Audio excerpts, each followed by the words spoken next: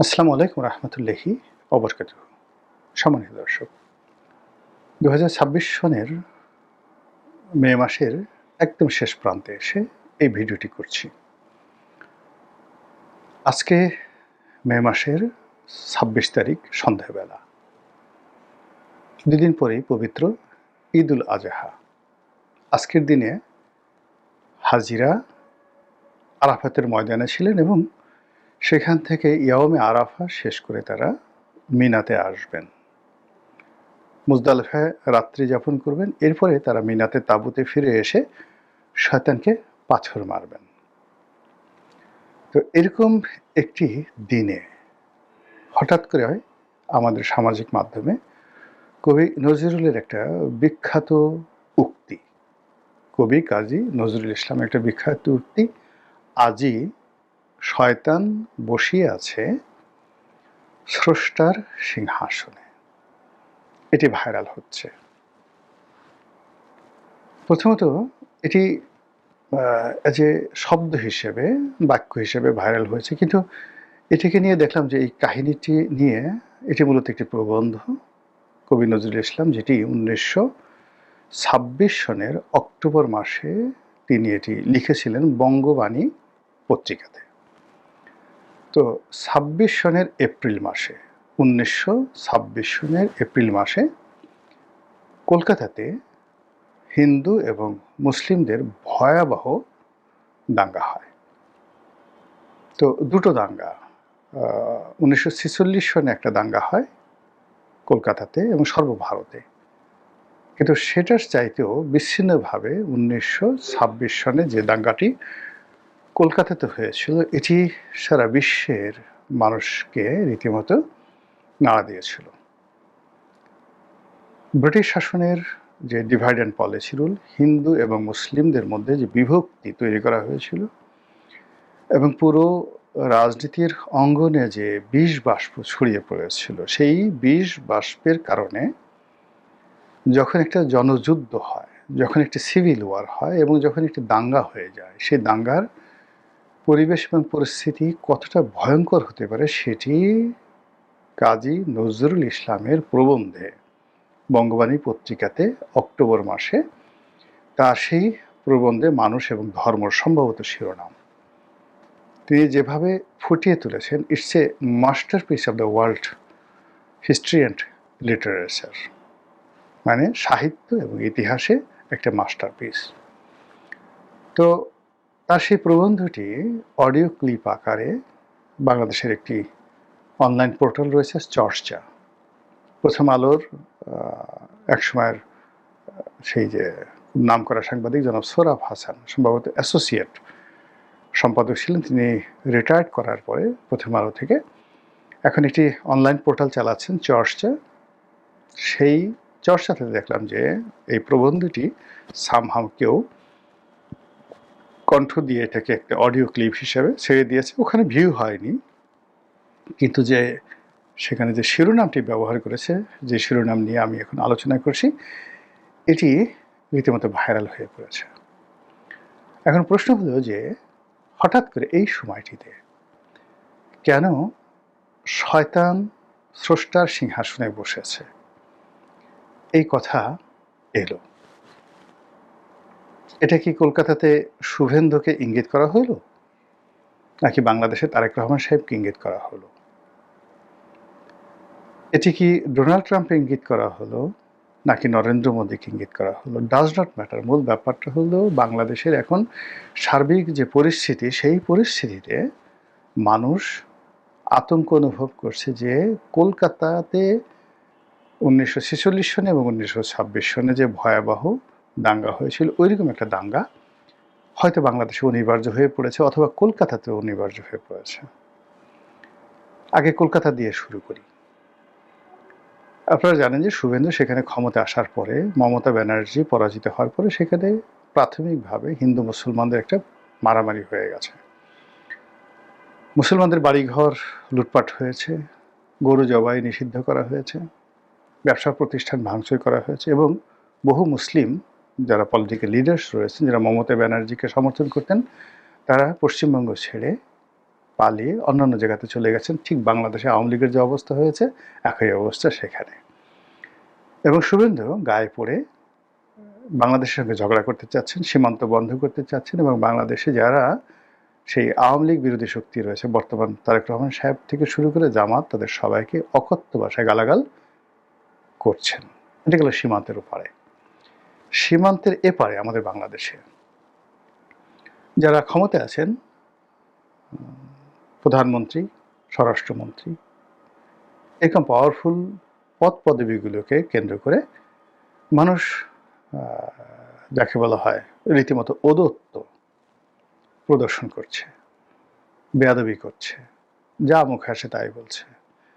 প্রধানমন্ত্রী এবং স্বরাষ্ট্রমন্ত্রীর উপস্থিতিতে তারা ভুয়া ভুয়া যাকে বলা হয় শব্দ উচ্চারণ করছে, স্লোগান দিচ্ছে। একটা মানবিক কাজে শিশু রামিসার বাসায় বা বাড়িতে নিহত শিশু রামিসা ধর্ষক মানে ধর্ষণের ফলে এবং ধর্ষকের হাতে তিনি নির্মমভাবে নিহত হয়েছেন। এই পরিবারকে সান্ত্বনা জানানোর জন্য স্বরাষ্ট্রমন্ত্রী এবং প্রধানমন্ত্রী সেখানে গেছেন মিরপুর, এবং সেই জায়গাতে হাজার হাজার মানুষ রাজপথ দখল করে ভুয়া ভুয়া বলে স্লোগান দিয়েছে। ভালো কথা। এখানে প্রধানমন্ত্রীর দোষ কি বলেন? এই অল্প কয়েকদিন আসছে স্বরাষ্ট্রমন্ত্রীরই বা এই অল্প সময়ের মধ্যে কি দোষ? একটা ধর্ষক, সে নির্মমভাবে এই কাজগুলো করেছে এবং দীর্ঘদিন ধরে সে এই শিশুটিকে টার্গেট করে ছিল। তো সেখানে শিশুর পরিবার, পাড়া প্রতিবেশী, অন্যান্য যারা আছেন সবাই তো এই জিনিসগুলো টার্গেট, এই যে একটা জিনিস হচ্ছে এটা তাদের বোঝা উচিত ছিল। তো যা হোক, এনিওয়ে রাষ্ট্র যেহেতু পরিচালনা করে সেটা হবেই। তাকে ভুয়া ভুয়া বলা হয়েছে। এই ভুয়া ভুয়াটা গত 2 বছর যাবৎ সবার ক্ষেত্রে প্রযোজ্য হচ্ছে। কিছু হলেই সেনাপ্রধান ভুয়া, তারপরে নৌবাহিনী প্রধান ভুয়া, আইজি ভুয়া, মন্ত্রী ভুয়া, মিনিস্টার ভুয়া। খালি ডক্টর মোহাম্মদ ইউনূসকে ভুয়া ভুয়া স্লোগান দেওয়া হয়নি। এছাড়া সবাই মোটামুটি এই ভুয়া স্লোগান দ্বারা আক্রান্ত হয়েছেন এবং সেটা এখন সরাসরি তারেক রহমানকে উদ্দেশ্য করে বলা হচ্ছে। এনসিপি এবং জামাতের অনেক লোক সরাসরি প্রধানমন্ত্রী এবং তার পরিবারকে ইন্ডিকেট করে, ইঙ্গিত করে নানা রকম কথাবার্তা বলছেন। কেউ কেউ বলার চেষ্টা করছেন, আরে মন্ত্রী যদি ভুয়া হয়, প্রধানমন্ত্রী ভুয়া হয়, তাহলে বললে অসুবিধাটা কি? এবং অত্যন্ত গুরুত্বপূর্ণ রাজনৈতিক যারা নেতৃবৃন্দ, তারা সভা সমিতি সেমিনারে গিয়ে বলছেন যে ভুয়া প্রধানমন্ত্রীকে তো ভুয়া বলে স্লোগান দিলে অসুবিধা কি? ভুয়া মন্ত্রীকে, তাহলে এখানে মন্ত্রী এবং প্রধানমন্ত্রী যে পদ পদবীটি এটা ভুয়া, মানে অবৈধ, অস্তিত্ব নেই, আইনগত ভিত্তি নেই, এটাই তো ভুয়া। বোঝার চেষ্টা করে যে কী অবস্থা চলছে বাংলাদেশের রাজনীতিতে। আর ঠিক সেই সময়টিতে এই স্রষ্টার আসনে বসেছে শয়তান। এটা দ্বারা কি বোঝাতে চাচ্ছে, কোথায় চলে গেছে, এবং এটাকে নিয়ে সবাই আলাপ আলোচনা করছে। এবং এর পেছনে মানে কেন কাজী নজরুল ইসলামের এই উক্তিটি সামনে আনা হলো? প্রথম হলো যে গত 2 বছর ধরে ঠিক অনেকটা পাকিস্তান জমানার মতো রবীন্দ্রনাথকে বাংলাদেশে অপাঙ্ক্তেয় করা হয়েছে। রবীন্দ্রনাথ মানে হিন্দু, রবীন্দ্রনাথ মানে দেশদ্রোহী, রবীন্দ্রনাথ মানে তিনি ঢাকা বিশ্ববিদ্যালয় চাননি, রবীন্দ্রনাথ বঙ্গভঙ্গ ঠিকই দিয়েছিলেন। কাজী জাতীয় জাগরণের কবি, বিদ্রোহী কবি, জাতীয় কবি কাজী নজরুল ইসলামই আমাদের সমস্ত প্রেম এবং ভালোবাসার আদি উৎস, মুসলমান কবি। যদিও কবিকে তার জীবদ্দশায় মুসলিম যারা স্কলার ছিলেন প্রায় সবাই তাকে কাফের আখ্যা দিয়েছিলেন।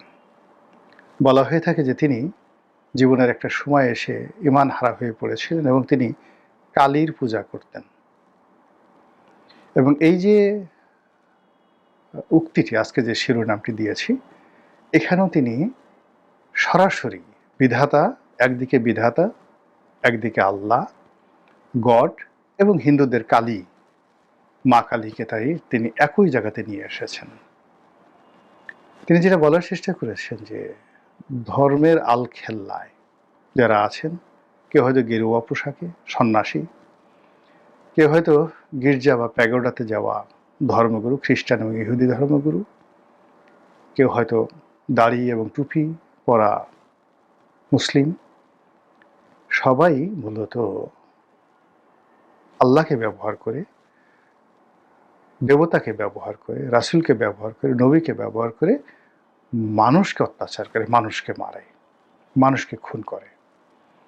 এবং তিনি যেটি বলার চেষ্টা করছেন যে এই যে ধর্মবিশ্বাসগুলো, যে ধর্মবিশ্বাস নিয়ে হিন্দুরা মুসলমানরা মারামারি করে, খ্রিস্টানরা মুসলিমরা মারামারি করে, এবং মারামারি করে যখন মরে তছনছ হয়ে যাচ্ছে, একে অপরকে খুন করে ফেলছে, তখন মুসলমানদের জন্য আকাশ থেকে আবাবিল পাখি আসে না। মসজিদটি যখন হিন্দুরা ভেঙে ফেলে, তখন কোনো আবাবিল পাখি এসে মসজিদ রক্ষা করে না।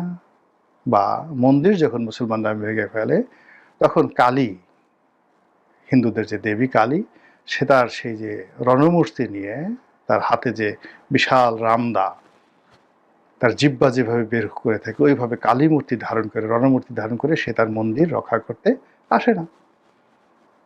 যখন নিজেরা মারামারি করে, হিন্দু এবং মুসলমানরা মারামারি করে, উনি ওনার প্রবন্ধে বলেছেন, মারামারি করে পাশাপাশি তারা শুয়ে আছে, তারা সেই আহত অবস্থায় কেউ আল্লাহও বলছে না, কেউ ভগবান বলছে না, তারা ওরে মাগো, ওরে বাবা গো, বাঁচাও, পানি খাবো, এই কথাগুলো বলছে। তাদের শরীর থেকে রক্ত প্রবাহিত হচ্ছে।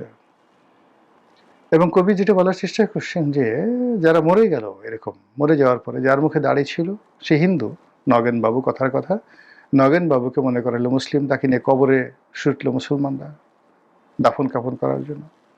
আর ধরুন একজনের নাম আব্দুল্লাহ, তার মুখে দাড়ি নেই, হিন্দুরা মনে করলো যে এই মৃত আব্দুল্লাহ নিঃসন্দেহে বড় কোনো ব্রাহ্মণ পুত্র হবেন, তাকে নিয়ে শ্মশান ঘাটে চলে গেল তার লাশ দাহ করার জন্য। তো এই যখন ধর্মের পরিণতি, এই যখন আমাদের জ্ঞানের পরিণতি, এই যখন আমাদের অলৌকিকত্বের যে বৈশিষ্ট্য, যে বৈশিষ্ট্য আমরা অনেক গল্প বানাই, অনেক কাহিনী বানাই, অনেক ঘটনা ঘটাই, কিন্তু বাস্তবে যখন কোনো এরকম সহিংসতা হয়, তখন কোনো মন্দির, মসজিদ, গির্জা, প্যাগোডা এগুলো রক্ষা করার জন্য আকাশ থেকে বজ্রপাত এসেছে, কোনো দেবতা নেমে এসেছে, কোনো আবাবিল পাখি নেমে আসে, যেরকম ঘটনা কবি দেখেননি, ওই দাঙ্গাতে তিনি দেখেননি। বরং ওই সময়টাতে ধর্মের নাম করে যে সকল লোকজন যে জুলুম অত্যাচার চালিয়েছে, এটা তিনি মনে করেন যে স্রষ্টার আসনে, এখানে স্রষ্টা বলতে প্রতীক অর্থে তিনি বুঝিয়েছেন শয়তান তার সুরত পাল্টে সেই ক্ষমতার সিংহাসনে তারা বসে যাওয়ার কারণেই এই ধরনের পরিবেশ বা পরিস্থিতি তৈরি হয়। তো এই যে কবি নজরুলের সেই যে বিখ্যাত প্রবন্ধটি, সেই প্রবন্ধটি সারা ভারতে তখন তোলপাড় তৈরি করে এসেছিল, এবং সেটি এখন এই সময়টিতে এসে এই বাংলায় 2026 সনের সেই মে মাসে কুরবানির আগে হঠাৎ করে কথা বলছি কেন আমরা? এর কারণ কি এই যে আবার আওয়ামী লীগ, বিএনপি, জামাত, এনসিপির যে হানাহানি, এটি অনিবার্য হয়ে পড়েছে। আবার হিন্দু মুসলমান হানাহানি অনিবার্য হয়ে পড়েছে। অথবা আবার পশ্চিমবঙ্গ, বিহার, আসাম, মণিপুর বা ভারতের যে 7 সিস্টারগুলো রয়েছে, তাদের সঙ্গে আমাদের সীমান্তের এপারের মানুষের যে সংঘাত, ধর্মের ভিত্তিতে, জাতীয়তাবাদের ভিত্তিতে, দেশ ভাগের ভিত্তিতে আবার কি অনিবার্য হয়ে পড়েছে? এই বিষয়গুলো নিয়ে যখন সামাজিক মাধ্যমে এত হায়ার লেভেল, ইন্টেলেকচুয়াল লেভেলে আলোচনা হচ্ছে, it means the nature itself indicating something wrong. প্রকৃতি আমাদেরকে একটা ভুল এবং ভয়ঙ্কর বার্তা দিচ্ছে। আমাদের যারা রাষ্ট্র পরিচালনায় আছেন, সরকারি কিংবা বিরোধী দলে, আমরা যারা এই সমাজে আছি, আমাদের সবাইকে আল্লাহ রাব্বুল আলামিন হেদায়েত দান করুন, হেফাজত করুন এবং রক্ষা করুন। আসসালামু আলাইকুম ওয়া রাহমাতুল্লাহি ওয়া বারাকাতুহু।